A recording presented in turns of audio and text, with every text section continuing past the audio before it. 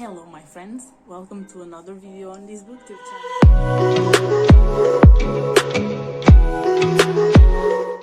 The video I bring for you today is a review of Wicked Fox Duology, Wicked Fox and Vicious Spirits by Cat Show. And I want to tell you that this has been one of the best duologies I've read, and I haven't read many duologies. I haven't even finished Crooked Kingdom and I have to read it, but anyway. And I want to say that these are some amazing books. You have no idea. My favorite of the duology is Vicious Spirits because I loved the story much more. I thought there was more description, more character, environment, more involvement. I think it was much better than Wicked Fox, but I really loved the story of Mi-young and Ji-yoon. This is the story of Wicked Fox, and the story of Lee and Junwoo in Vicious Spirits. Okay, so let's start with Wicked Fox. I'm going to tell you a little bit about it and why I loved it. They're both 5-star reads for me, even though I wish I could give Vicious Spirits like 100 stars because it was really good. So this duology is a Korean drama mixed with urban fantasy, and I actually loved the premise of both books. One book is about a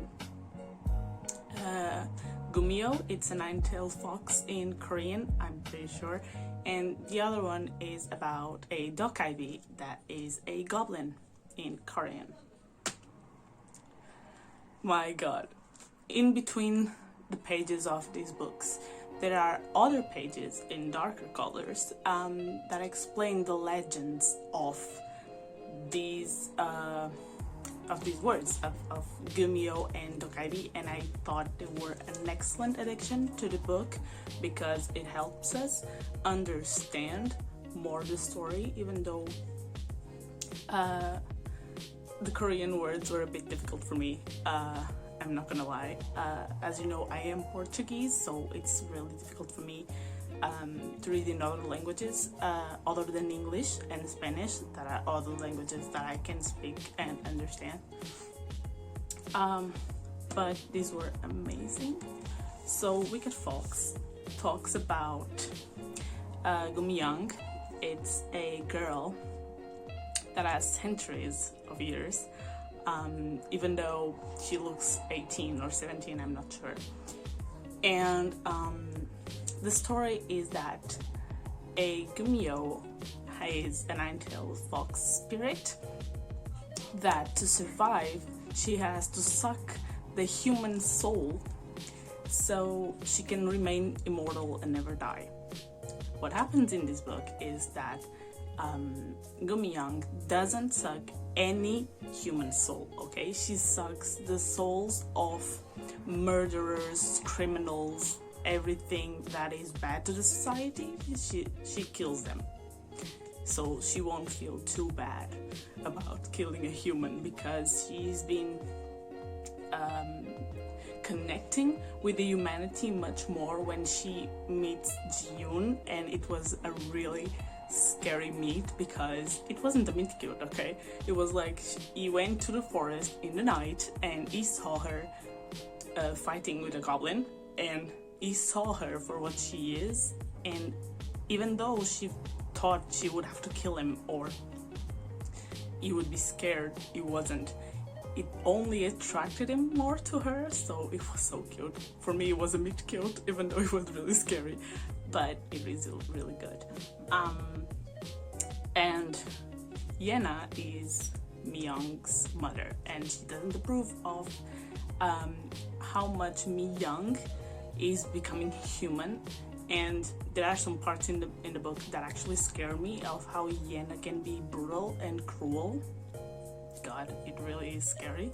And one other thing that I actually loved in this book is the relationship between Lee, which is the protagonist of the second book, between Lee and Ji-yoon. They're like brother and sister, even though they're not related. They're like best friends, but they act like brother and sister. And there was some point I thought she was in love with him. Sorry. I thought she was in love with him, and I was so wrong. Like, in the second book, it's so much more explained, her story and why she acts like that around June. And I just thought it was an amazing addiction to have Lee in this book too. What I'm so upset, it was the plot twists. Like, Mi-young's father appears and is like a detective, and he helps June, but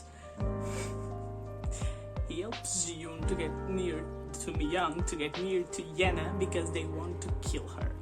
They want to kill the Gumios because Yena had a relationship with Mi-young's father a long time ago, and when he found out she was a Gumio, he neglected her, he rejected her, and he said he was going to kill her, so she never let him meet Mi-young. And it's brutal, it's cruel, it's so intriguing and inciting. I loved it. I really did love it. It was amazing. I recommend this so much because everyone is trying to read The Cruel Prince or Akhtar or Throne of Glass even, or like The Lunar Chronicles, so many other books that are urban fantasies or only fantasy, high fantasies.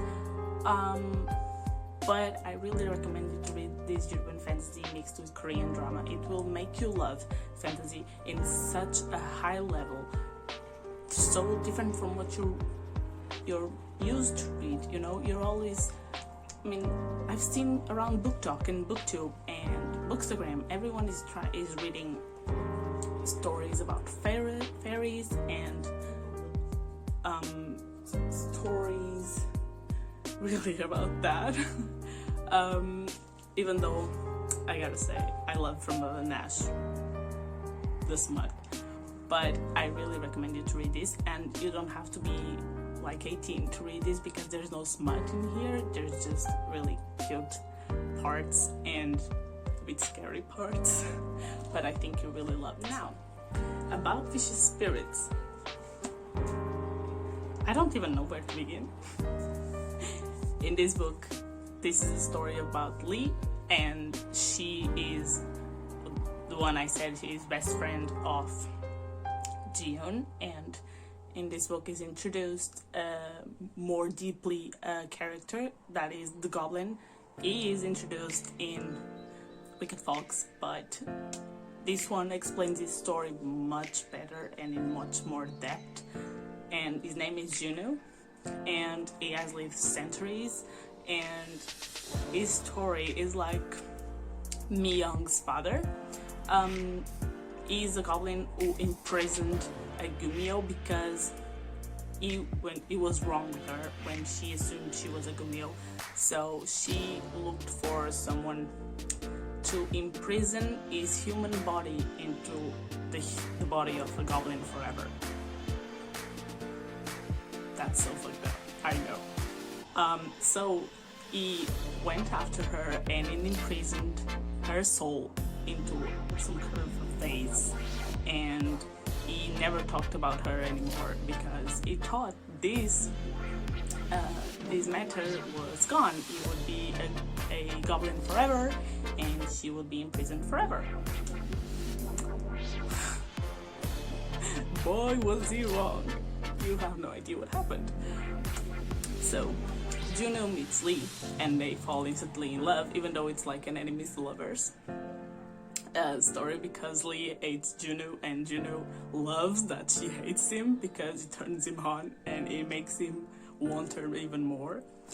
And she only realizes what she loves him when a death figure comes to the mortal world to talk to Juno to say that there is a breach in the mortal world and the ghosts are coming to the mortal world.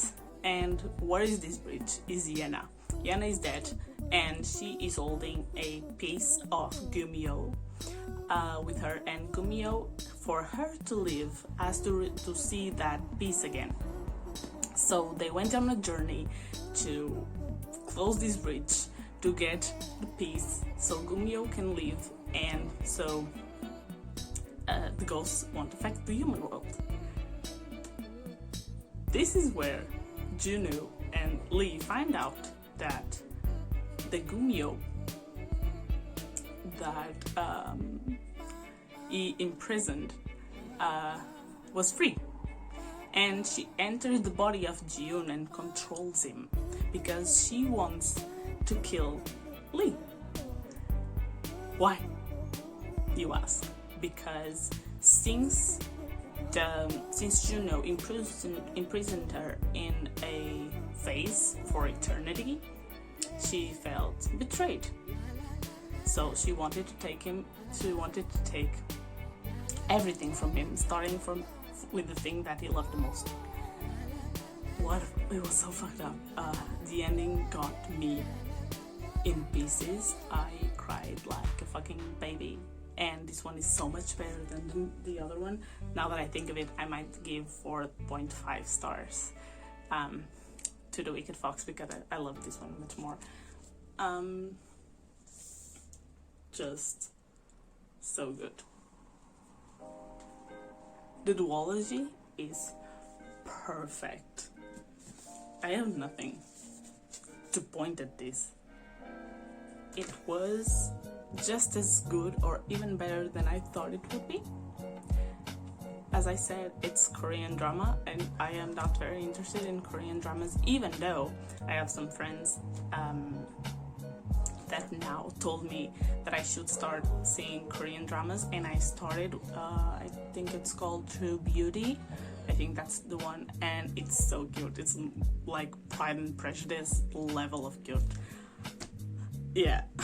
So yeah, this was my review of Wicked Fox and Vicious Spirits, and please go read them. They're not very expensive. They have paperback form. I just got them in hardcover, and I think they're beautiful and amazing, and I love them so much.